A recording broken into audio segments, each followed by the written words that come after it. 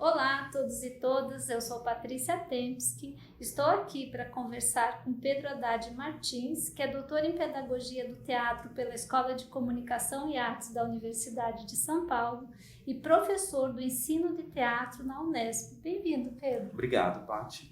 Então, Pedro, dentro da sua área de estudo e de atuação, que trabalha com a expressão de comunicação humana, como é que você entende o que nós perdemos com a comunicação usando a máscara durante a pandemia Covid-19? Bem, eu acho que a gente perdeu muito pouco da nossa comunicação. Na verdade, a gente tem a impressão que a gente perdeu muito da nossa comunicação, principalmente quando a gente está usando a máscara, que parece que a gente não está sendo visto e nem entendido. Mas se você pensar, por exemplo, você olhando para mim, você está vendo, além dos meus olhos, que comunicam muito mais que a parte de baixo do rosto. Você está vendo toda a expressão corporal, o jeito como eu mexo a mão, né? A ênfase que eu dou nos meus movimentos e a minha voz. Você está escutando a minha voz, o timbre da minha voz, como eu estou falando. E isso também transmite, isso também comunica. Então, a gente perdeu um pouco da comunicação, mas eu acho que a gente tem que entender que a gente acha que a gente perdeu muito, quem está usando máscara, mas que a gente tem que confiar em todos os nossos outros mecanismos de comunicação, e eles são muito eficientes e muito efetivos, depende do contexto do qual a gente está falando. É isso, porque os profissionais da saúde se ressentem mesmo, né, da questão da máscara, e eu acho que muitas vezes a gente dá muito valor para essa região que perdemos da expressão e esquecemos. Sim, mesmo porque essa região, ela remete à questão da fala. Sim. E a gente está muito acostumado a entender as coisas através da nossa fala, do que a gente escuta, do que através dos nossos olhos, né? Porque os olhos é uma parte muito expressiva do nosso corpo e os olhos revelam muita coisa. Então, às vezes você tem receio de olhar nos olhos de uma pessoa porque você pode achar que ela vai descobrir segredos que você não quer que sejam revelados, por exemplo. Quem mente, né? Afasta o olhar, por exemplo. Não é à toa, né, Pedro, que a Clarice Lispector diz assim: quem eu sou, você só vai perceber olhando nos meus olhos, ou melhor, além deles. Você concorda com isso, então, que o olho é uma parte muito expressiva da comunicação e a máscara não cobre? Eu concordo. E o que ela fala que além deles, eu acho que tem muito a ver com o teatro, porque é muito interessante a gente deixar claro que o teatro, ele tem como base dois aspectos muito importantes. Um é o aspecto da linguagem, que o teatro ele é uma linguagem, ele tem códigos que podem ser reproduzidos, que podem ser ensinados. É uma forma de comunicação, assim como, por exemplo, a língua portuguesa escrita, né? Você aprende determinados códigos para dizer determinados conteúdos para um interlocutor que vai ler aquilo. Então, no teatro, como forma de comunicação, existe uma questão da técnica. Por isso que teatro pode ser aprendido e pode ser ensinado. E existe uma outra questão do teatro, que é uma outra característica básica, que é a questão do acontecimento. Porque, para além da técnica, existe o que acontece na relação entre as pessoas que estão fazendo teatro. Dá pistas do que está querendo comunicar. Não, exatamente, porque o que acontece o teatro ele só existe porque tem alguém fazendo e alguém assistindo. Então, ele é uma arte da relação de convívio. Né? Isso quem fala é o Jorge Dubaty, que é um filósofo que estuda a filosofia do teatro argentino. Então ele fala que essa relação de convívio, ela é importante, ela é característica básica do teatro e que ela vai além da técnica. Então existe a técnica e existe o acontecimento propiciado por essa técnica. Isso aí me passa aqui uma ideia que eu queria compartilhar com quem está assistindo a gente, que há um paralelo, então. Você diz que essa comunicação, né, esse agir no teatro, essa sensibilidade de entender, ela pode ser ensinada e aprendida. Em se tratando de educação, né, Paulo Freire diz também que as coisas acontecem no encontro, que a educação é uma interação social entre aquele que aprende e aquele que ensina. E o cuidado também acontece no encontro. Então, trazendo esse paralelo de três áreas, né, conversando aqui, o teatro, a educação e o cuidado, na verdade, são ações humanas que acontecem no encontro. Sim, como exatamente. favorecer a comunicação nesse espaço de convívio que a gente tem durante uma pandemia, onde o contexto é favorável mais ao medo do que ao encontro. Sim, é interessante isso. Então, eu acho que você tocou num ponto importante, que é o que a gente pode tirar do teatro dentro do contexto da educação, que é o contexto que a gente está falando, da formação de profissionais. Que, assim, essa formação de profissionais, ela não é uma arte. Ela tem elementos que podem conversar com formas artísticas. Mas o teatro é uma arte. Então, existe a diferença. Agora, o encontro, que é comum... É uma interação humana. Exatamente, entre as duas áreas. Então, eu acho que é isso que é importante a gente tratar, esse encontro. Então, quando a gente está pensando numa relação, por exemplo, médico ou médica e paciente, ou professor e aluno ou aluna, então professor ou professora e aluno ou aluna, primeiro a gente precisa pensar quem é o nosso interlocutor, né? É alguém que consegue receber e retornar para a gente a comunicação, então a gente estabelece um diálogo, ou é um diálogo que não é tão facilmente estabelecido? Está hierárquico, no caso da educação, mesmo no cuidado. Exatamente, né? E mesmo com pessoas, por exemplo, que têm algum tipo de imobilidade, por exemplo. Sim. Que você se comunica, mas você não tem certeza exatamente se a pessoa entendeu, compreendeu tudo o que você está comunicando. Então a gente precisa saber quem é esse interlocutor. Mas eu acho que na raspa do tacho, a questão do encontro, ela é comum a qualquer questão que envolva 2 ou mais seres humanos, e ela vai além da técnica, mas existem elementos, como no teatro, que nós podemos usar desses elementos, ou seja, usar de uma questão um pouco mais técnica, para promover talvez um encontro. Um melhor encontro. E um encontro que seja um encontro potente dentro daquele contexto, né? Porque no fundo, Paty, se você estiver rindo muito agora, eu vou conseguir ver isso no seu olhar, né? Se você estiver sendo generosa comigo, por exemplo, se eu for alguém que estou cuidando de uma outra pessoa, essa pessoa, ela consegue ver pelo meu olhar se eu estou sendo receptivo, generoso, sensível, né? Então, nesse encontro, eu preciso ter alguém que queira mostrar o sentimento e outro alguém que esteja apto a reconhecer esse olhar afetivo, cuidadoso.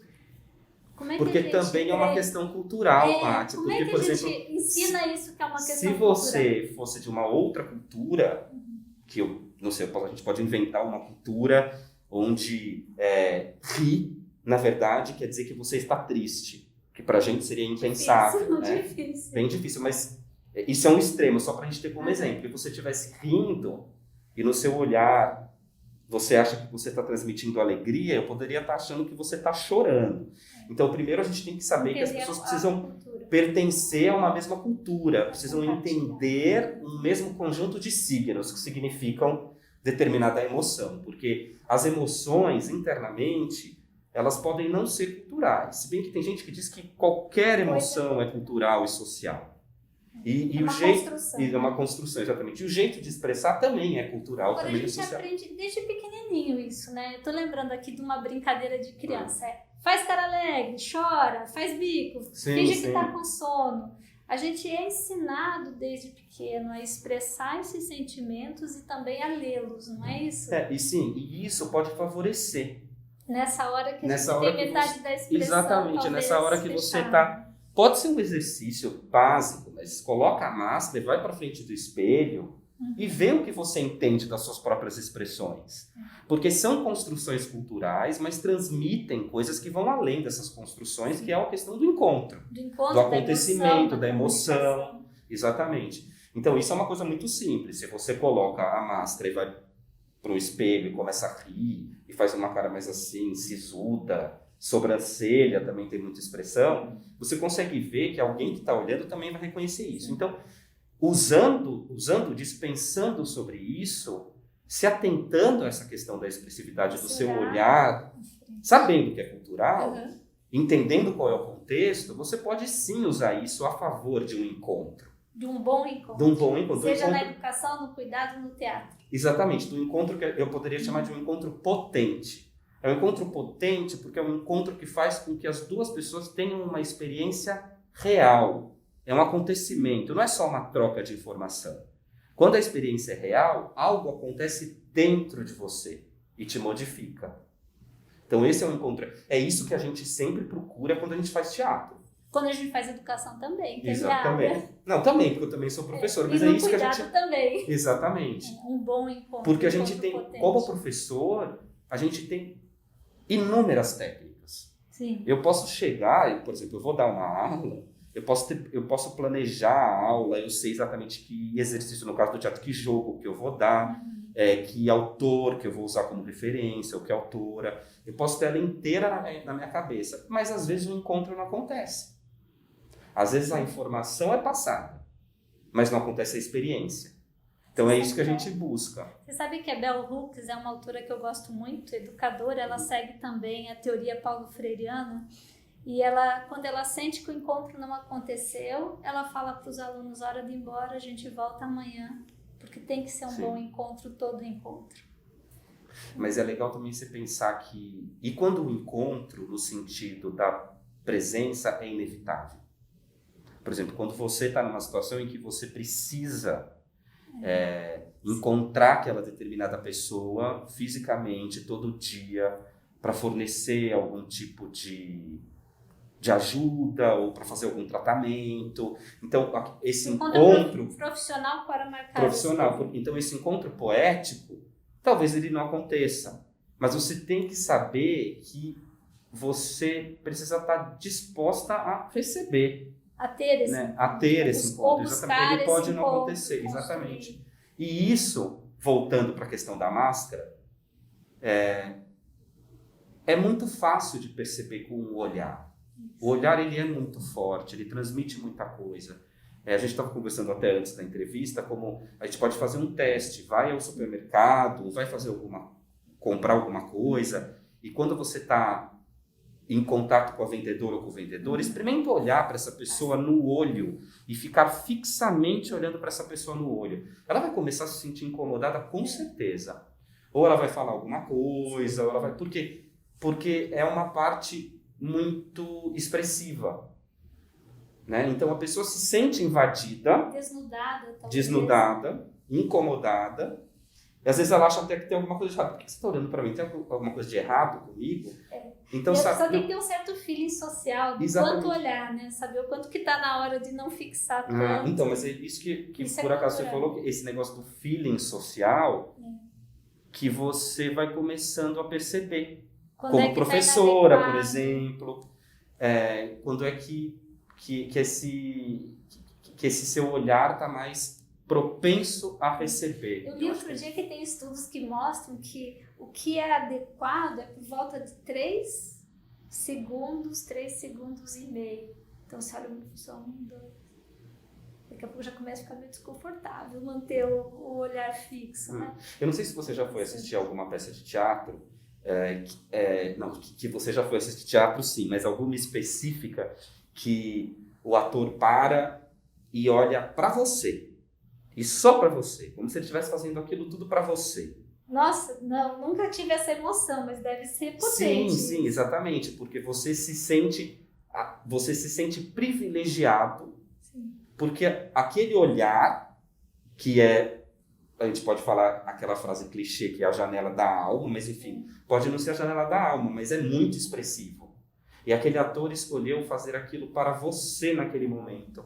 Então, tem uma sensibilidade e muitas pessoas, muitos amigos meus, inclusive, e atores e atrizes, e tem um amigo do meu pai também que tem pânico, que se a peça for interativa, se a pessoa for olhar para mim, eu não vou. Será que é por isso que tem aluno que senta lá atrás, Pedro? Pode ser. Se esconde desse olhar. Ao mesmo tempo, você como estudante, eu como estudante, lembrando como é importante sentir que o professor deu pelo menos uma olhada para você. E está dando aula para todos.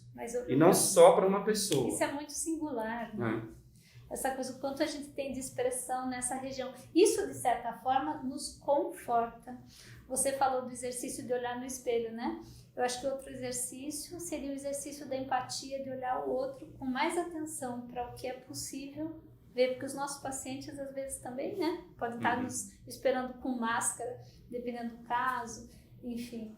Não, eu lembro, as minhas 2 avós, antes de falecerem, ficaram muito tempo internadas, sem conseguir se mexer. Mas a potência do mas o olhar, assim, inclusive entubadas, então sem conseguir falar.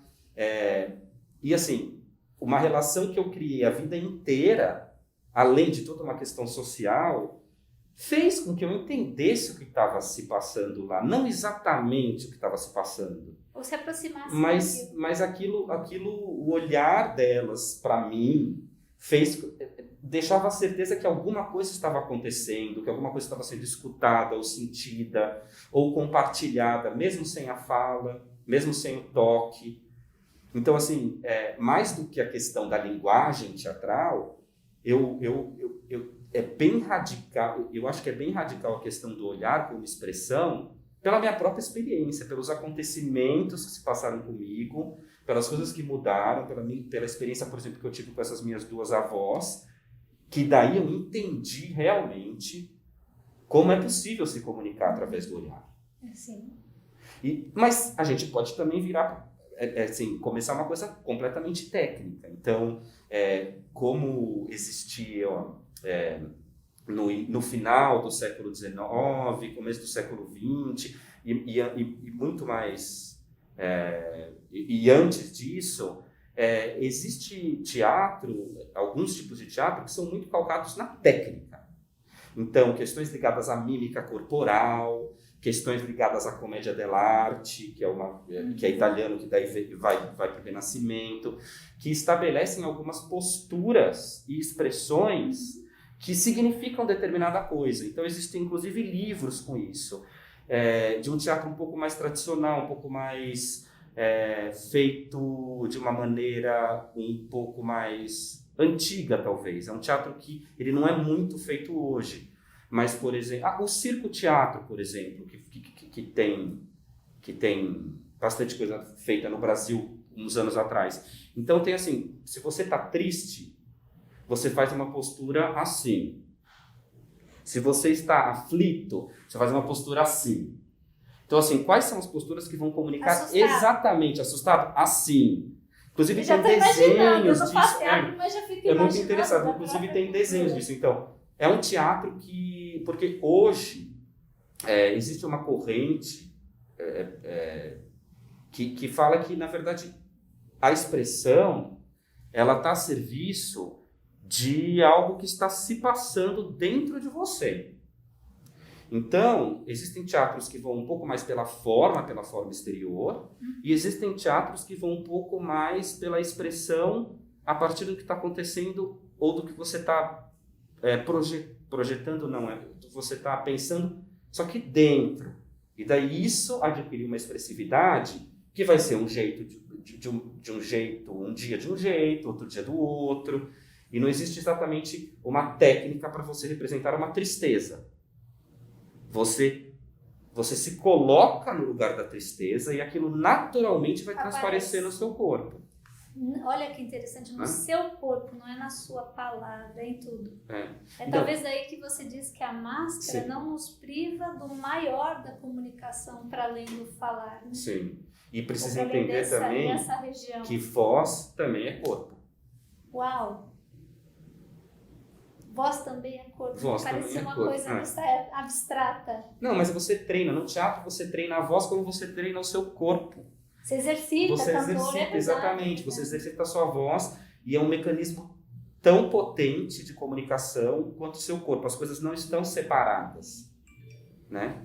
Pensando nisso, no olhar, no corpo, na voz, o tanto de expressão que a gente tem, me veio na cabeça uma fala de um cartoon que eu acho que era Mafalda, Pedro, que dizia assim, olha, a minha boca eu controlo, mas a minha sobrancelha ela tem vida própria. E a minha tem. Eu me identifiquei muito, porque meus colegas no trabalho, em grupo de pesquisa, quando me olha e a sobrancelha está levantada, já sabe que tem algo acontecendo ali, porque a gente expressa, né? Exatamente. Então tem coisas pessoais também nisso, teu jeito de expressar. Eu sei que é cultural, mas tem algo de muito individual que te marca. Não é isso? Sim, sem dúvida.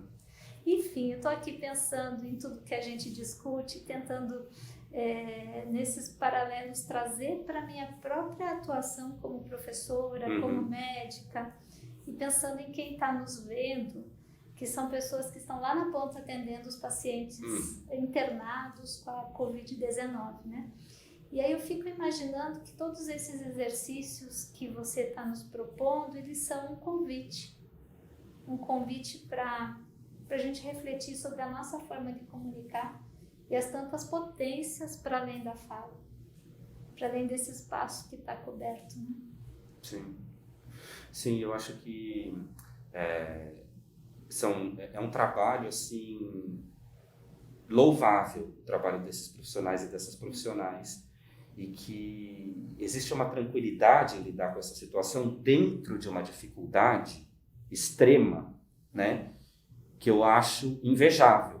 Um altruísmo, exatamente, né, uma capacidade de se doar para o outro, uma capacidade de alteridade. Isso também é muito importante na questão da comunicação e na questão da arte também, a questão da alteridade, né? Se colocar no lugar do outro, mas não pelo que o outro é de igual, mas pelo que o outro é de diferente também, né? Entender a diferença do outro em você. Sim.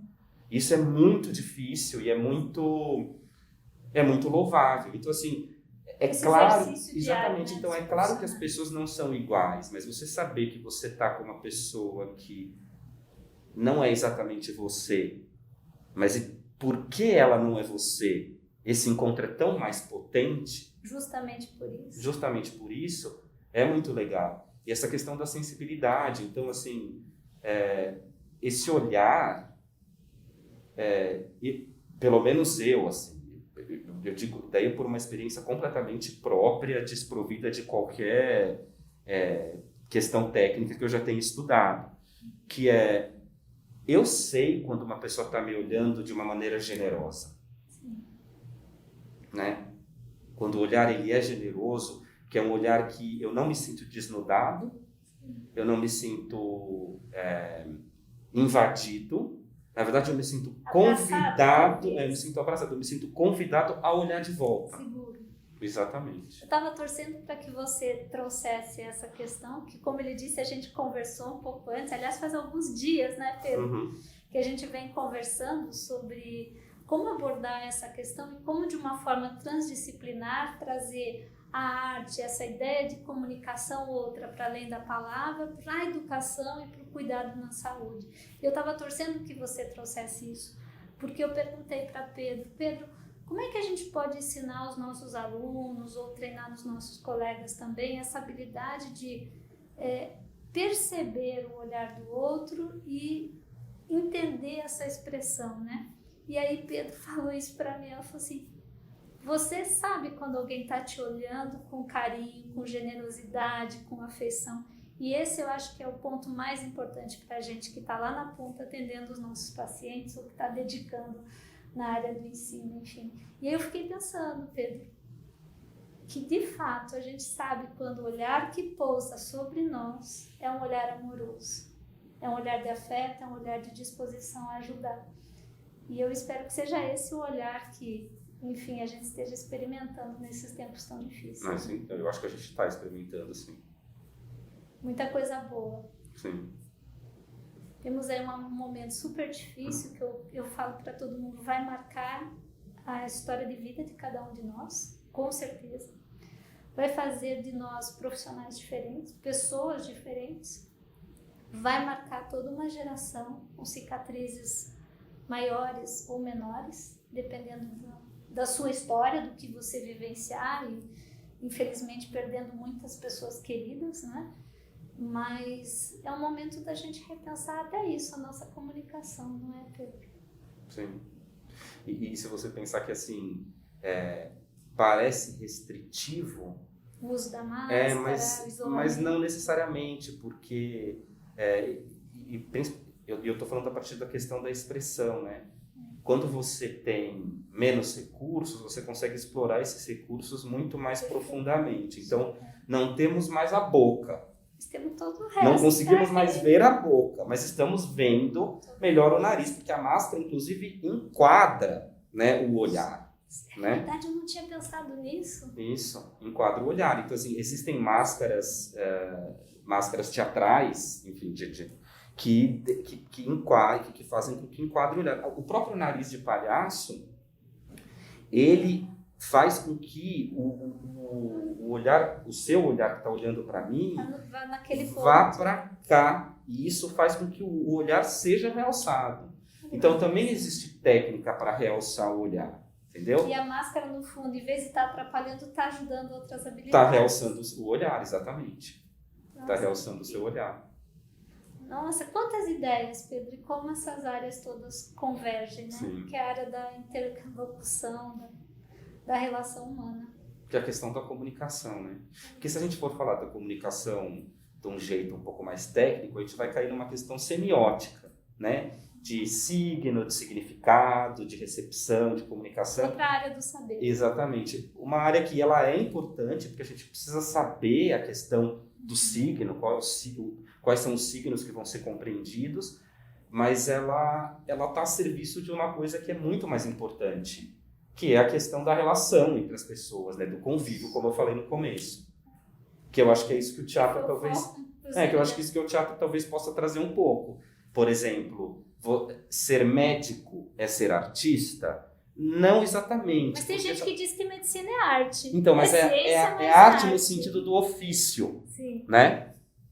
Do ofício. Então, é uma pessoa que ela é muito experienciada em determinado ofício. E ela faz aquilo tão bem que parece também, arte. Exatamente. Mas na questão da feitura, do ofício.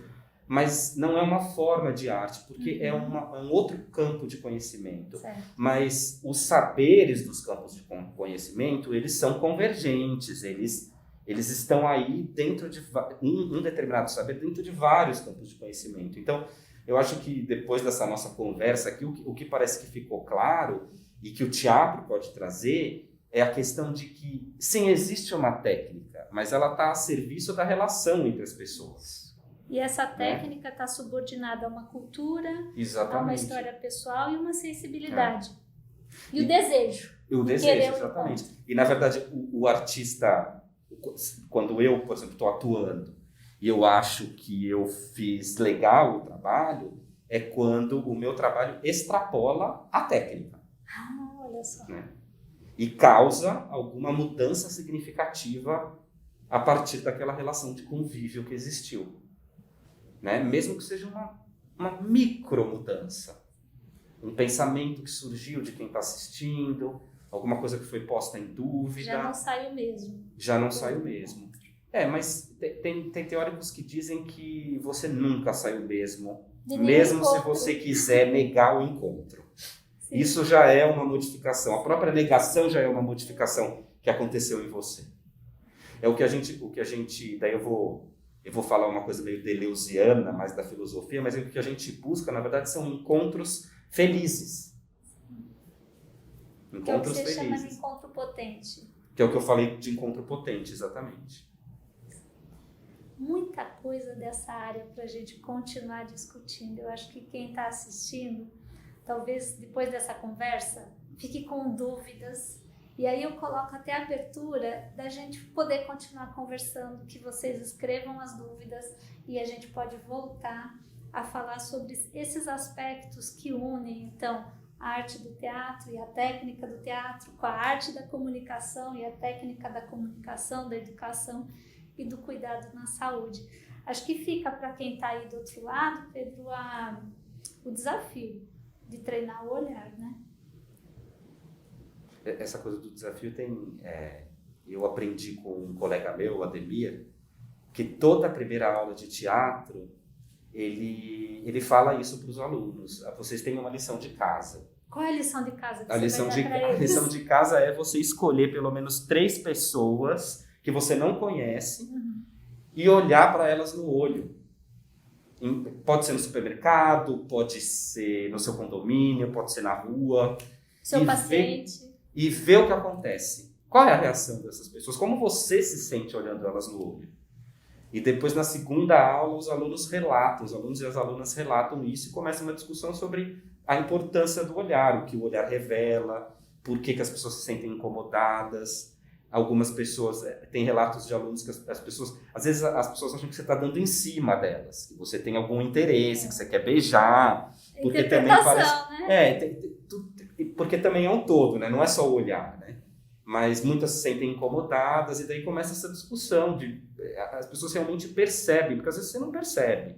Você está tão acostumado a olhar do mesmo jeito as mesmas pessoas, quando você faz isso com uma pessoa que você não conhece, você se coloca numa situação que você não estava acostumada e começa a refletir sobre isso. Uhum. Então, essa liçãozinha de casa faz com que você perceba a importância do olhar que às vezes você não percebe no dia a dia. Ok, pessoal, vocês têm uma lição de casa, então. Eu acho que essa lição de casa poderia se chamar Além da Máscara. Sim, é um ótimo nome. Além da Máscara, depois vocês contam pra gente como é que foi essa experiência. Pedro, muito obrigada.